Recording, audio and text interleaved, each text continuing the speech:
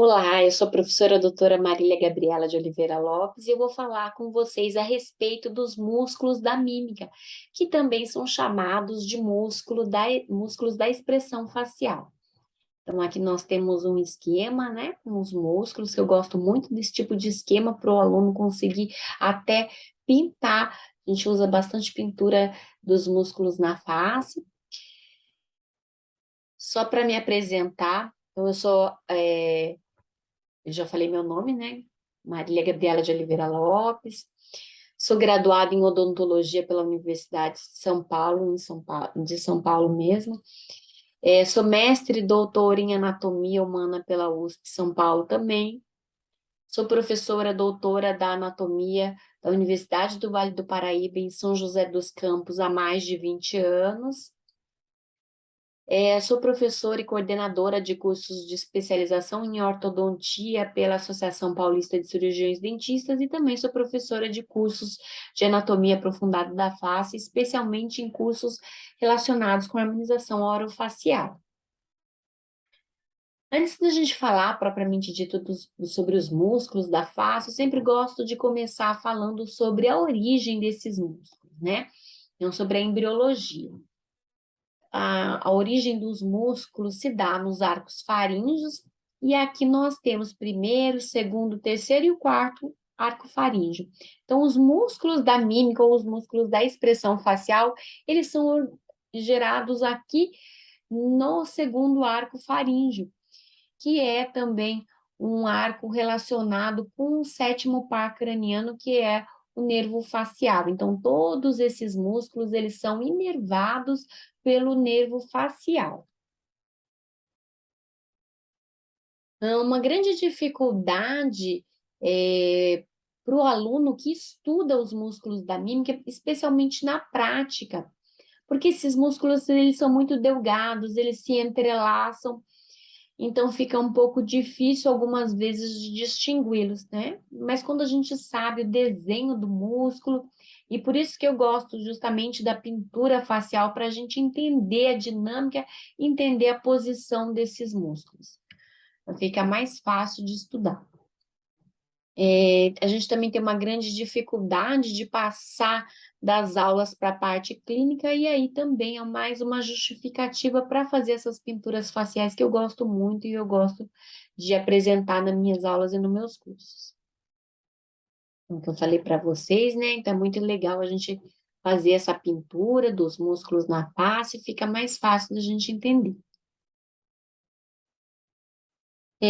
Outra coisa que é importante a gente saber também é a topografia da face. Então, logo que eu tiro a pele, eu já consigo observar algumas fibras musculares. Então, esses músculos, eles são bem superficiais. Aqui a gente está vendo a remoção da pele, a gente vê uma camada de gordura, mas a gente já consegue observar algumas fibras musculares, como do músculo nasal, um pouco também do músculo depressor do lábio inferior, do músculo mentual, mais profundamente aqui, a grande maioria destes músculos, e temos músculos ainda mais profundos, como o músculo corrugador do supercílio.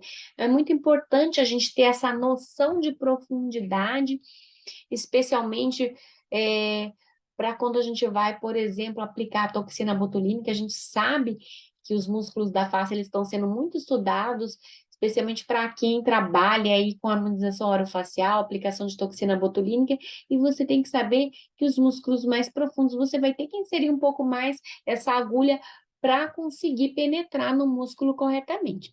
Então, é o caso do músculo corrugador do supercílio, que ele é um músculo mais profundo. Então, esses músculos da expressão facial, eles recebem esse nome, porque a sua contração vai produzir as nossas expressões faciais, né?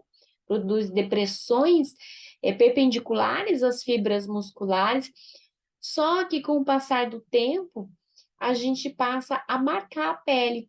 Então, repetidamente fazendo esses movimentos, essa contração dos músculos da face, a gente tem aí a pele que começa a ficar marcada. E é aí que vem a toxina botulínica, paralisar um pouco essa musculatura, evitando com que haja uma grande... com que haja essa pele fique marcada, né? Como se fosse um papel que vai enrugando, né? Então, a gente tem a aplicação da toxina justamente para fazer uma prevenção. Então, aqui os músculos da expressão facial e alguns dos movimentos da contração que ela vai produzir, né? Então, por exemplo, beijinho, sorriso, né? Aquela cara de aversão, aquele sorriso que a gente não é um sorriso mais forçado, né? Cara de nojo, cara de espantado. Então, os músculos da expressão facial também são chamados de músculos dérmicos ou músculos cuticulares. Eles recebem esse nome porque eles têm principalmente inserção na pele, embora eles algumas vezes também se fixam no tecido ósseo e na mucosa. Eles têm uma diferença dos demais músculos esqueléticos, que eles não apresentam fáscia muscular, e como eu já disse anteriormente, a sua contração produz depressões perpendiculares às fibras musculares.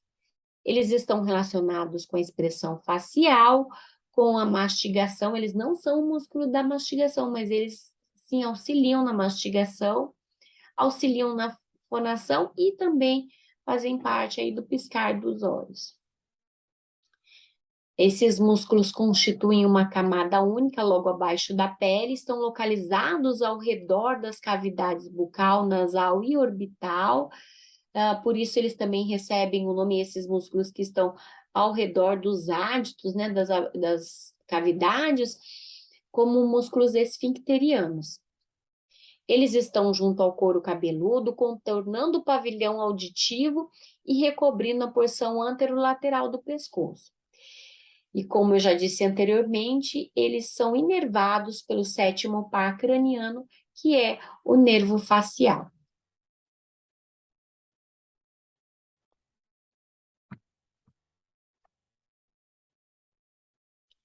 Então, embora a inserção principal se dá na pele, a gente vai ter aí alguns músculos se fixando um pouco no tecido ósseo também. Isso é importante, porque quanto mais eu tenho contração muscular, eu vou ter uma aposição óssea toda vez que eu tenho essa atração muscular, eu tenho depósito de osso, e se a gente pegar um esqueleto cefálico masculino, o crânio masculino, ele é diferente do crânio feminino, eu consigo distingui-lo, porque a musculatura do homem é mais forte, então a tração é maior, e eu vou ter mais a posição óssea no homem do que na mulher, se ele tiver a musculatura mais forte.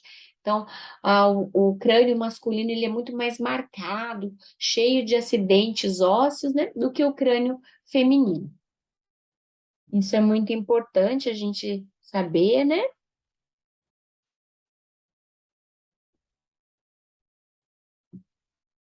Músculo orbicular da boca.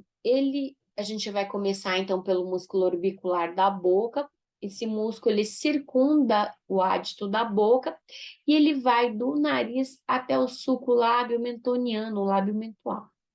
É um músculo que não possui inserção óssea, a origem dele é quase todo cutâneo, ele vai das fossas incisivas até a mandíbula, e a inserção se dá na pele e na mucosa dos lábios.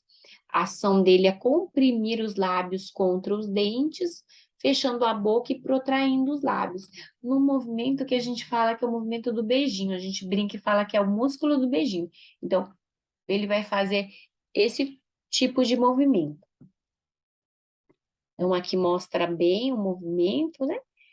E com o passar do tempo, especialmente em pessoas fumantes, vai produzir aí rugas nesse sentido perpendicular às fibras musculares dele, do músculo orbicular da boca, que a gente chama popularmente como código de barras. Então, se você já ouviu falar das rugas de código de barras, é exatamente isso. Essas marcas de expressão aí situadas ao redor da boca e que ocorrem principalmente em pessoas que fumam.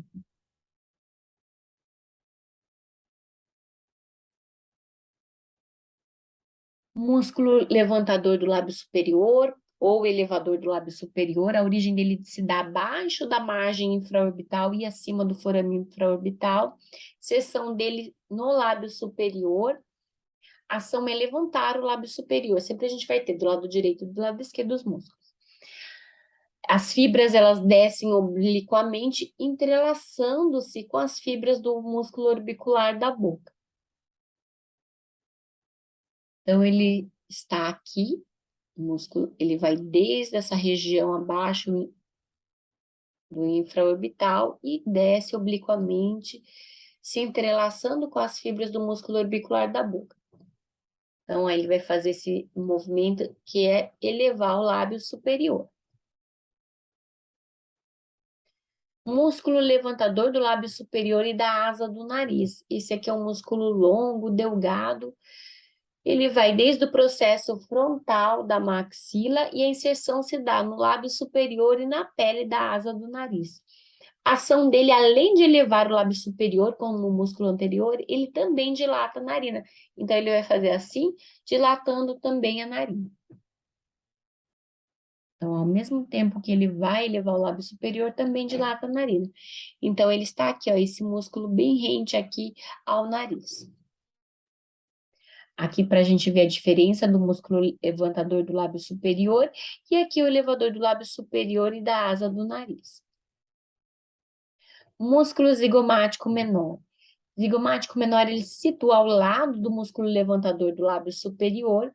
A origem dele se dá no corpo do osso zigomático, medialmente ao músculo zigomático maior. Então, nós temos o zigomático menor e depois, mais lateralmente, o zigomático maior. A ação dele é elevar o lábio superior, então, ele vem desde o corpo do osso zigomático até o lábio superior, elevando esse lábio superior. Aqui nós temos, então, o músculo zigomático menor e o zigomático maior. Músculo zigomático menor e zigomático maior.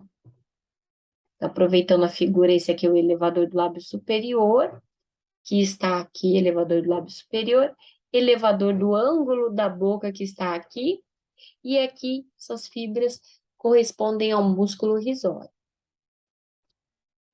Músculo zigomático maior é um músculo longo e bem desenvolvido, está separado do músculo bucinador pelo corpo adiposo da bochecha. Vocês já devem ter ouvido falar sobre o corpo adiposo da bochecha, o famoso corpo de Bichat, que remove-se durante a bichectomia. A origem se dá na face lateral do osso zigomático, a inserção no ângulo da boca. E a ação dele é tracionar o ângulo da boca para cima e lateralmente. Então, todos esses músculos, eles estão relacionados com o riso ou o sorriso. Eles vão elevar o lábio superior, produzindo o nosso sorriso. Então, aqui o zigomático menor, o zigomático maior, elevador do lábio superior e o elevador do ângulo da boca. Então, todos eles atuam em conjunto, produzindo o riso, o sorriso, a gargalhada. Vocês já ouviram falar das famosas covinhas, né? Então, as famosas covinhas, elas ocorrem devido a uma bifurcação do músculo zigomático. Então, aqui entre essa bifurcação que existe, que se forma essa covinha. O músculo levantador do ângulo da boca, a direção de suas fibras é bem vertical, ele é recoberto pelo músculo levantador do lábio superior, a sua origem é na fossa canina e a inserção no ângulo da boca, ele eleva o ângulo da boca. Então, aqui esse músculo elevando o ângulo da boca, ele vai elevar o ângulo da boca. Músculo risório é um músculo fino e pequeno, frequentemente ausente. Então, ele está bem aqui lateralmente ao ângulo da boca, né? Inserção bem no ângulo da boca, bem na comissura. E ele traciona o ângulo da boca para a lateral, naquele chamado sorriso forçado. Aquele riso dessa forma. Então, aqui, a gente brinca e fala que quando uma pessoa ganha um presente, ela não gosta muito, esse riso forçado é o riso do risório, né? Aqui ele está superestimado, mas são poucas fibras localizadas aqui bem junto do ângulo da boca. Então, todos esses músculos em conjunto, eles vão fazer o riso, sorriso, aversão, desaprovação, menosprezo, gargalhada. Vocês já devem ter ouvido falar sobre o sorriso gengival. O que é o sorriso gengival? Quando nós temos uma exposição excessiva da gengiva. Algumas vezes é possível minimizar esse sorriso gengival com a toxina botulínica, e a aplicação da toxina botulínica é justamente nesses músculos que estão elevando o lábio superior. Então, a gente aplica a toxina botulínica para diminuir essa ação desses músculos que elevam o lábio superior, diminuindo então essa exposição da gengiva. Músculo bucinador é um músculo largo, delgado, responsável pela parede lateral da bochecha, por isso a palavra buca. Buca vem de bochecha, né? A origem se dá no processo alveolar da maxila e da mandíbula, na região de molar, e a inserção se dá no ângulo da boca. Posteriormente, ele é contínuo com o músculo constritor superior da faringe e se liga através do ligamento pitérigo mandibular. Então, aqui está o músculo bucinador. Então, ele vai em direção também ao ângulo da boca. E ele se continua com a ráftero mandibular. E depois temos aqui o músculo constritor superior da faringe. O músculo bucinador, ele é perfurado pelo ducto parotídeo da glândula parótida. A ação dele é manter distendida a bochecha durante todas as fases de abertura e fechamento. Além disso, ele empurra os alimentos do vestíbulo, dessa região de vestíbulo, que é a entrada da boca, para o arco dental, colaborando na mastigação. Então, ele não é um músculo da mastigação, mas ele colabora com a mastigação. Ele age também no sopro e na sucção. A gente brinca e fala que ele é o músculo que vai assoprar a bexiga, né? E a sua relação com os ápices dos dentes molares determinam a localização de um abscesso odontogênico. Então, esse abscesso, ele vai estar situado normalmente abaixo da inserção desse músculo. Nos desdentados, o músculo bucinador possui um papel importante na estabilidade de próteses totais devido à reabsorção do processo alveolar. A gente tem que tomar cuidado na hora de moldar, né? O dentista, na hora que ele vai moldar, ele tem que tomar o cuidado para fazer um alívio dessa região de inserção, porque senão a prótese também pode ficar pulando da boca. A contração dele aqui. Músculo depressor do ângulo da boca. Depressor do ângulo da boca. Agora nós vamos ver músculos relacionados com o lábio inferior. Então, os elevadores são músculos relacionados com o lábio superior e os depressores relacionados com o lábio inferior. Então, o depressor do ângulo da boca é um músculo bastante superficial, ele cobre parte do músculo depressor do lábio inferior e também do músculo bucinador. A origem dele se dá na base da mandíbula, entre as origens do músculo platisma, que é um músculo situado aqui na nossa região cervical, e também junto do músculo depressor do lábio inferior. Seção se dá no ângulo da boca e ele é um músculo de aspecto triangular. A sua ação é baixar o ângulo da boca. Então, ele vai fazer essa ação que é baixar o ângulo da boca. Então, a gente brinca e fala que com o passar do tempo, todo mundo fica com essa cara aqui, né, de triste aqui, de cansado, porque os músculos depressores, eles são maiores que os elevadores. Então, além do peso da pele, da pitose da pele, então a gente vai ficando com esse aspecto de triste, né? Então, aspecto de triste. Então, aqui nós temos esse músculo triangular, é o músculo depressor do ângulo da boca, e esse aqui é o músculo depressor do lábio inferior. O depressor do lábio inferior é um músculo quadrilátero, só que parte dele está aqui embaixo do músculo depressor do ângulo da boca. Ah, o músculo depressor do lábio inferior é um músculo de formato quadrilátero, como eu já disse. A direção das suas fibras é oblíqua. A origem se dá na linha acima da linha de origem do músculo depressor do ângulo da boca e a inserção no lábio inferior. A sua ação é baixar o lábio inferior e as fibras correm juntamente com o músculo depressor do ângulo da boca e o forame mental. Então, ele tem uma direção oblíqua e ele vai do lábio até aqui junto do forame mental. Então, esse músculo, ele vai ter essa ação, baixar o lábio inferior. Músculo mental. Músculo mental, ele se situa num espaço triangular, a origem dele se dá na fossa mental e a inserção se dá aqui na pele do mento. A ação dele é enrugar a pele do mento e ele everte também o lábio inferior. Então, ele vai fazer aqui essa eversão do lábio inferior. Além disso, essa contração produz aqui na região do mento um aspecto de bola de golfe ou de celulite no mento, celulite no queixo. Então, a gente brinca e fala que o paciente fica com celulite no mento ou uma bola de golfe. Isso acontece especialmente naqueles pacientes que nós chamamos de pacientes classe 2, né? Quando a arcada superior ela está bem à frente da arcada inferior e o paciente força para fechar a boca. Então, fica bem marcado. Normalmente, está muito marcado, se há uma discrepância muito grande, precisa se fazer a cirurgia ortognática. E algumas vezes, quando essa diferença não é tão grande, a gente consegue camuflar com a toxina botulínica e preenchedor para melhorar um pouquinho esse aspecto de bola de golfe aí do milho. A ação dele é enrugar a pele do mento e everter o lábio inferior, como eu já disse, e a sua relação com os incisivos inferiores determina a localização de um abscesso odontogênico.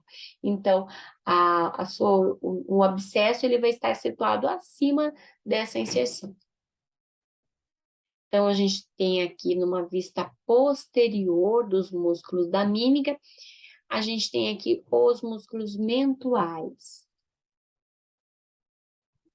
Então, aqui eu falei para vocês que vai reverter o lábio inferior. Além disso, quando ele contrai, ele fica com esse aspecto aqui que a gente fala que é de bola de golfe no queixo. Então, ele está aqui.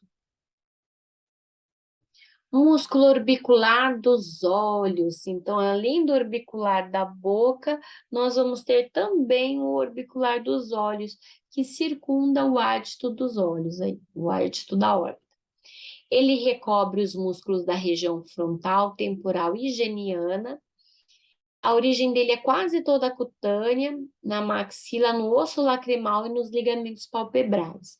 A inserção se dá nas pálpebras e na pele periorbital, e a ação dele é fechar as pálpebras e comprimi-las contra os olhos.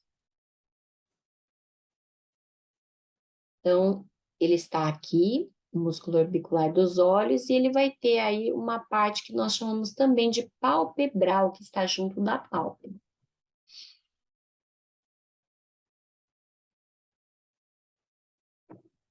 Então, aqui, o músculo orbicular dos olhos, circulando o olho. Ele tem uma parte orbital e uma parte palpebral, como eu disse anteriormente. A inserção da parte orbital se dá na pele, em volta do olho, fronte e bochechas, e da parte palpebral na ráfia palpebral lateral e ligamento palpebral lateral. A parte lacrimal também ao redor dos canalículos lacrimais e do saco lacrimal, osso frontal e pele da glabela e glândulas lacrimal. Suas fibras são elípticas e ele vai formar as famosas rugas com formato de pé de galinha, né? Os pés de galinha. Então, aqui nós temos esse músculo contraído quando a gente não usa óculos de grau ou sai no sol sem óculos de sol, a gente contrai os olhos e essa contração ela favorece a formação dessas rugas de pé de galinha. né? Então, aqui nós temos a contração formando desenhos que lembram pé de galinha. Aqui o orbicular dos olhos. Para prevenir isso, a gente sempre vai fazer aí a prevenção com a toxina botulínica, né?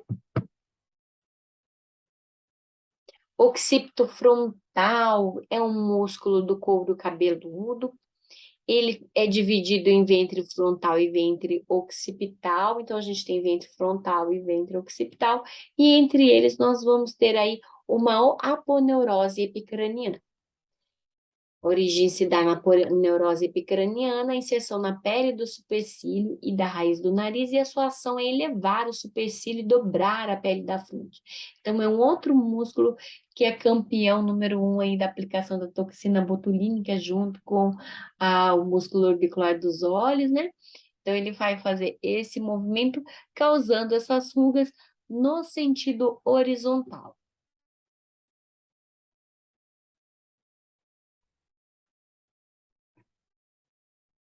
Então, aqui, contração, ela encurta aqui a região da fronte e produz esses sulcos no sentido vertical, no sentido horizontal. Aqui o ventre frontal, o ventre occipital e entre eles aqui a aponeurose epicraniana. Quando o paciente faz uma cara de surpresa, então nós conseguimos fazer essa marcação do músculo para saber, por exemplo, para quem for aplicar toxina botulínica. Músculo platismo, ele não se trata de um músculo peribucal, apesar de se prender na mandíbula, mas é uma lâmina muscular bem fininha. A gente sempre brinca e fala que às vezes a pessoa faz aí o tratamento com a toxina botulínica, mas esquece do pescoço, né? Então tem que fazer também no pescoço. É uma lâmina muscular fina e larga que cobre a maior parte das regiões anterior e lateral do pescoço. A origem se dá na base da mandíbula e inserção na pele do pescoço. E ele enruga a pele do pescoço. Com o passar do tempo, a gente tem a presença aí das chamadas bandas platismais, né? E fica realmente bem marcado região cervical. Então, aqui a contração desse músculo, olha que ele é um músculo bem largo, né? É um músculo largo e que vai cobrir toda a lateral do pescoço.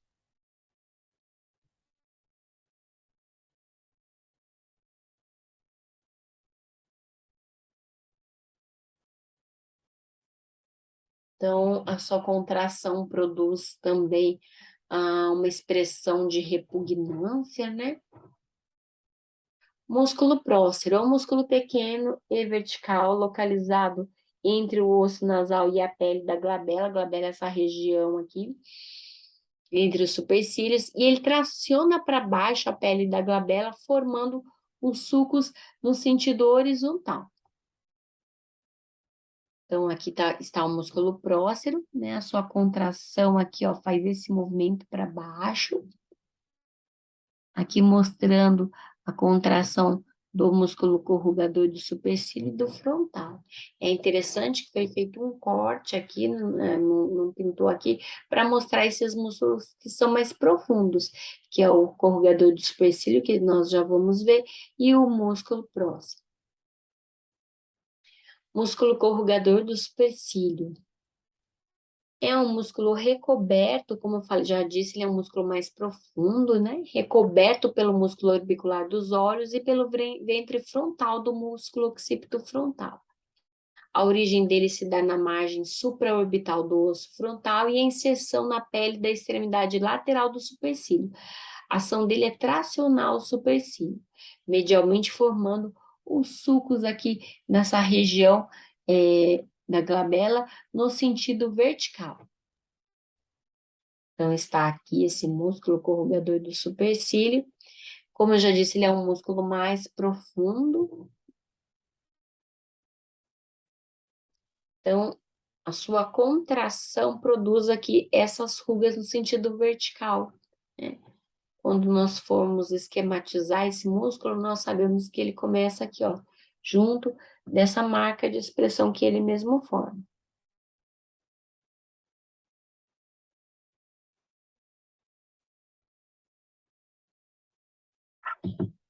Então, todos esses músculos, eles vão nos dar aí as expressões faciais, aspecto de carrancudo, ira, gargalhada, choro.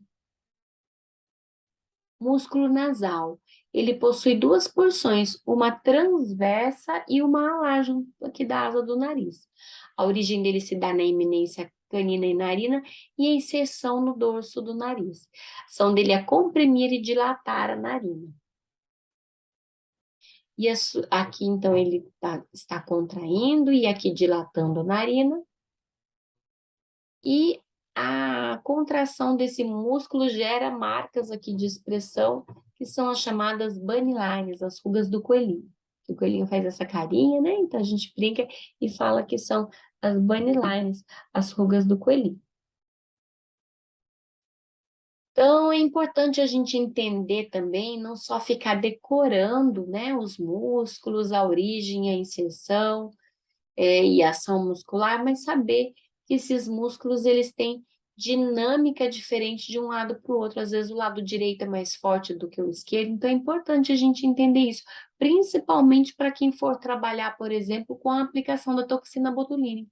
Então, às vezes, de um lado você vai ter que colocar um pouco mais de toxina do que do outro, porque senão vai ficar assimétrico, né? Então, a gente vai ter uma assimetria aí.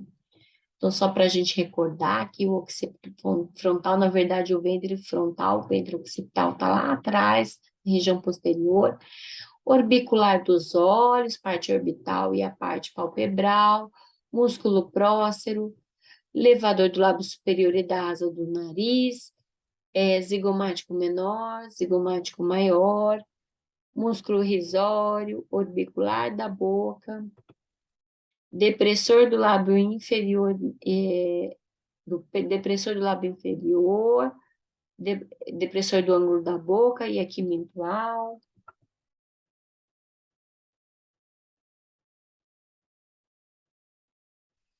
É importante a gente também entender, né, essa diferença aí dessa dinâmica muscular. Eu sempre peço para os meus alunos que vão fazer harmonização orofacial, que às vezes você quer tirar a foto do paciente, fala, olha, faz uma cara de bravo, faz uma cara de espanto, e tira a foto, né, para fazer essas marcações de onde vai acontecer aí a aplicação da toxina botulínica, mas é importante também a gente entender que um lado pode ser diferente do outro, né?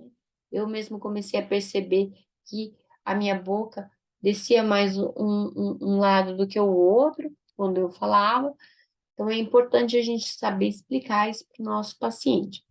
Então, aqui foi uma aluna que ela tinha feito uma aplicação de toxina botulínica na paciente e aconteceu isso, ficou assimétrico, né? Por que que ficou assimétrico? Pode ser que ela tenha errado na dose da toxina botulínica, mas também pode ser que um lado era mais forte que o outro. Então, a gente tem que fazer esse ajuste, né? Aí aqui eu tinha mostrado para ela, peguei essa figura, fiz essa montagem e coloquei o pontinho onde ela ia fazer aí esse ajuste. Então, aonde está descendo mais esse lado, colocar um pouquinho mais de toxina botulínica para ver se para essa depressão aí do lábio inferior. Então, aqui a toxina botulínica e os músculos da mímica, na verdade, a toxina botulínica, como eu já falei, ela vai agir paralisando um pouco essa musculatura e fazendo uma prevenção para que não haja uma constante demarcação desse rosto, né, com a expressão facial. Então, isso é importante também, a gente entender que a toxina botulínica, por exemplo, ela é, na verdade, uma prevenção, né? Então, toda vez que a gente fala de músculos da mímica, não há como não falar de toxina botulínica também. É importante a gente entender onde que está o desenho do músculo para fazer as marcações, né? Estamos aqui dando dicas, por exemplo, olha lá, injeções na borda palpebral inferior podem deixá-la flácida, né? Distanciando do conjuntivo bulbar, ou causando um ectópio, esse olho como se ele pulasse para fora, né? Com consequente lacrimejamento persistente irritação do olho. Então, aqui mostrando a marcação do músculo e a marcação dos pontos onde vai o botox. Então, aqui, na verdade, o botox ele é uma marca comercial, tem o botox, tem o Dysport, que é outra marca, e tem o Xiaomi. Todas elas são toxinas botulínicas. Então, aqui falando um pouco do protocolo de aplicação em geral, o Dysport, ele tem uma menor concentração, então eu preciso aplicar mais unidades de toxina botulínica.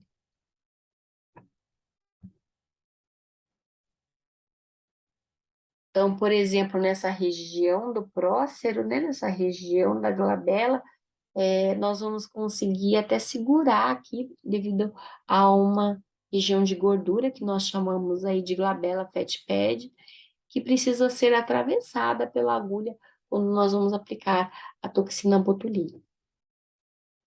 Então, aqui mostrando essa marcação que é perpendicular, né? Então, é importante a gente entender que esse músculo ele é mais profundo e a agulha, ao invés de vir em 45 graus, ela vem nessa região perpendicular quando eu quero aplicar aí a nossa toxina botulínica.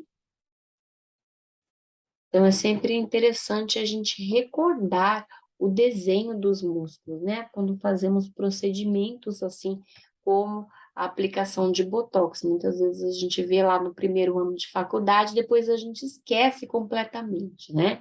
Então, é sempre importante a gente estar recordando. Não é difícil. Então, aqui o músculo corrugador do supercílio, ele é um músculo que a gente tem que tomar cuidado na hora de aplicar a toxina botulínica, a gente tem que ter uma margem de segurança, a gente não pode vir muito aqui para a região lateral, junto da cauda da sobrancelha, porque pode causar aí uma pitose palpebral, então essa pálpebra fica caída. Então, aqui mostrando sempre o local de aplicação dessa toxina botulínica. E anatomia a gente tem que estar sempre estudando, né? Eu sempre falo, nós temos aí, hoje em dia, com o celular nas mãos, nós temos diversos aplicativos, então é muito interessante a gente estar estudando, não só estudar, claro que é muito importante os livros, né? Os atlas de anatomia, a gente precisa saber, precisa entender até como estudar pelo Atlas, mas a gente tem na mão aí muita ferramenta, inclusive aplicativos que a gente consegue fazer aí movimento 3D, a gente consegue fazer um bom estudo. Temos também pinturas faciais para a gente entender e não só ficar decorando, né? Qual que é o nome do músculo, qual que é a sua origem, a sua inserção e a sua ação muscular. Então, é muito interessante a gente também entender, inclusive, um pouco da dinâmica desses músculos. Então, como o Leonardo da Vinci, um grande anatomista, já dizia, os que se encantam com a prática sem a ciência são como timoneiros que entram no navio sem timão nem bússola, nunca tendo certeza do seu destino. Então, principalmente para quem for trabalhar com essa região de face, seja com harmonização, seja com cirurgia, é sempre importante a gente conhecer a anatomia do paciente. Fica muito mais fácil e vai prevenir qualquer tipo de acidente, né, de intercorrência. Obrigada pela atenção. Aqui estão minhas redes sociais, Anatomover, doutora Marília Horto, Descomplica a Ortodontia. Aqui um pouco da minha turminha lá da Univap, nós temos a Liga da Anatomia da Univap. E é isso aí, pessoal. Anatomia tem que estudar sempre, é muito importante a gente estar sempre reciclando conhecimentos, né? Sempre se aprofundando, sempre lendo. A gente não pode deixar de estudar, tá bom? Um grande abraço para vocês. Sempre que precisarem, pode entrar em contato pelas redes sociais para tirar dúvidas. É sempre um prazer ter vocês. Um abração, tchau, tchau, bom estudo e bom curso para vocês.